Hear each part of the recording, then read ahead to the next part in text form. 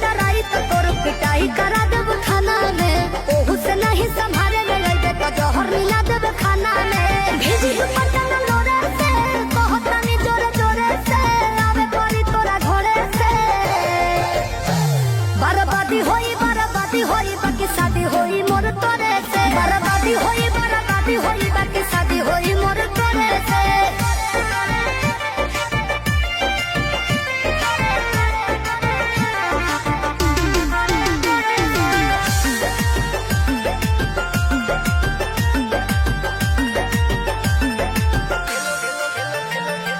तेलो लगाई गोड़ो दबाई सेवा करब दिन राति रे। एने ओने मुंह मरब जदि तो कूद के तुरब छाती रे।